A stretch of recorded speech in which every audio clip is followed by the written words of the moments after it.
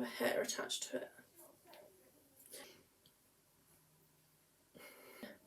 We have Chain of Gold. This is the wrong book.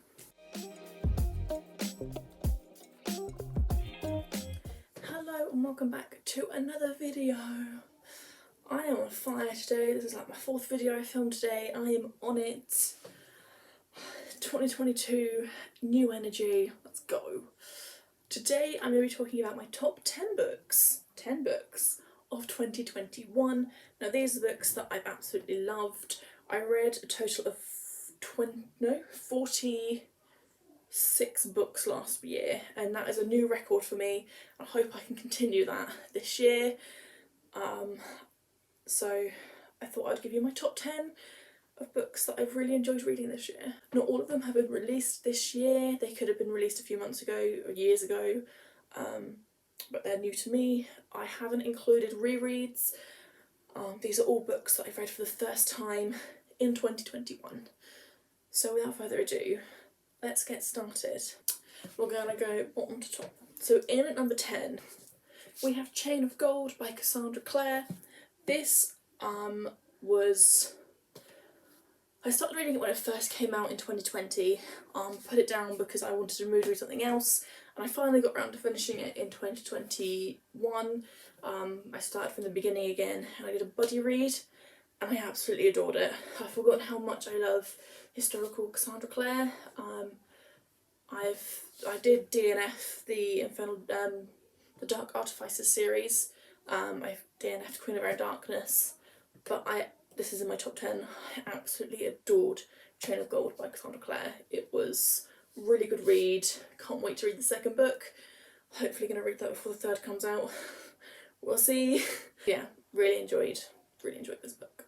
At number 9, and a great example of a historical book that I read for the first time, Caraval. So I read Once Upon a Broken Heart, and I hadn't read Caraval. Spoiled myself for Caraval, but that's fine. So I had to pick up Caraval, and I have to admit, Caraval, absolutely loved it. 5-star, can't stop raving about it now. Need all the editions of Caraval because I love it so much. It's such a good book. In at number 8 might be a little bit of a surprise, and that is One Last Stop. Now I'm sure that's not a surprise to people who know me, but what is surprising is I only gave it a 4-star, but it did make my top 10 because I did really enjoy it. It just has a little bit of a slow start. I feel like if I had a quicker start, it'd be in like my top 5, but unfortunately it had a slow start, but still I loved this book so much that it needed to go on my top 10, even though it was a 4-star. Because if you haven't, please read it. It's romance with a sci-fi twist. Such a good book. Back to 5-star books. In at number 7 is Only Mostly Devastated. I read this in the summer. I want to reread it again this year at some point because I loved it so much. Such a good book. I can't wait to reread this. Grease retelling. It's a gay Grease retelling. In at number 6 we have Defy the Night by Brigid Camera. I managed to get an e-arc of this and read it a month before it came out. I now need book 2, and there's no release date for book 2, and I'm just kind of like, I need book 2. Please give me book 2. This, honestly, such a good book. It's a really quick, easy read. It's only like 300 or 400 pages. Yeah, it's just short of 450 pages. It's 440 odd. I think it's like 42 pages.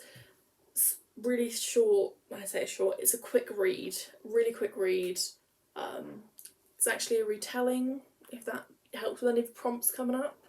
It's a Robin Hood retelling. So, such a good book. That's why it's number 6. Now we're into the top 5. In at number 5 is Covet by Tracy Wolff. Now, I have a love-hate relationship with Tracy Wolff because I love her books, but she's pushed back Court, the fourth and final book in this saga, back twice. It was meant to be released in September, then it got pushed back to November, and now it's been pushed back to February of this year, of 2022. So I love Tracy Wolff's writing. Wish she'd publish Court, because I need Court in my life. But Covert is such a good book. I loved it. I need book 4 immediately. This is the book 3 in the Crave series. If you haven't read Crave, I'm pushing it on to everyone because it's such a good book. But this is book 3, and it's at number 5 of my top 10. In at number 4, Once Upon a Broken Heart by Stephanie Garber. I managed to get an e-arc of it. I was told that you don't need to have read Caraval to understand what's going on, and that is completely true.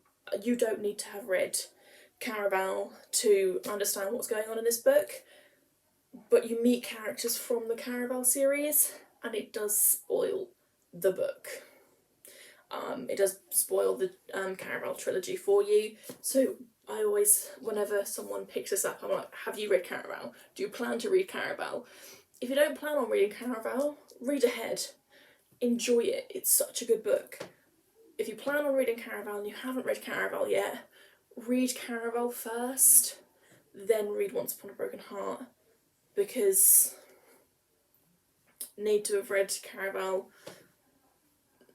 otherwise it spoils it. But I do, as much as I love Caraval's trilogy, I've still got Finale to read, but I'm loving it so far.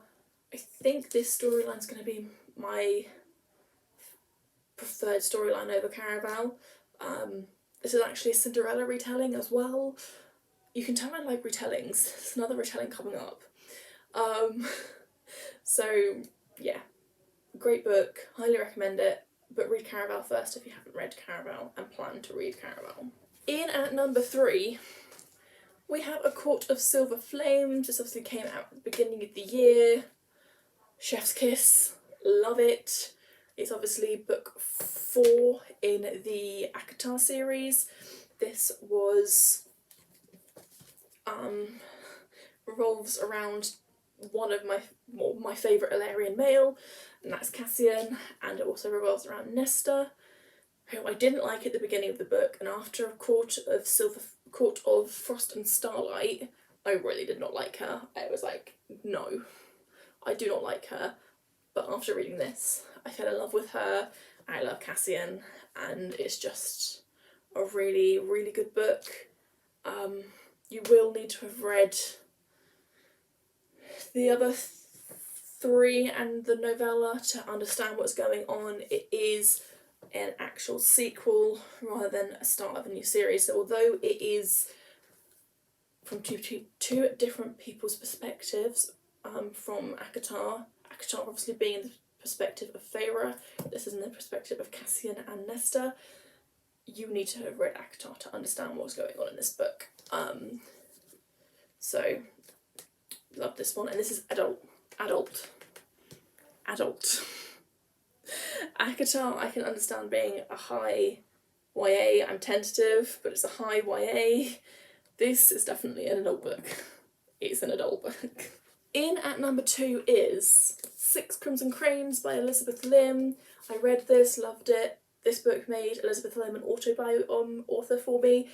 Absolutely love her works. I really want her historical works now, so that I can catch up and read all of the stuff that she's written, because I loved it so much. This is actually a Six Swans retelling, and this has got fantasy, it's got Asian influence as well, and it's just, it's amazing. It's got cranes, it's got dragons, and it has sorcerers in it, and demons in it. So I can't recommend this enough to enough people. It's honestly amazing. I love it so much. My top book of 2021 is Quizlet City by Sarah J. Maas. This is the first book in the Crescent City. House of Earth and Blood is the title of the book. Crescent City is a series. I always call it Crescent City rather than House of Earth and Blood because that is a mouthful. This came out in 2020. I didn't think much about it. I put it off because I was like, it's an adult book. I don't really read a lot of adult books. But honestly, this is such a good book. I loved it. It ripped my heart out, made me laugh, made me cry. Honestly, it is such a good book, and it's a refreshing storyline. It's it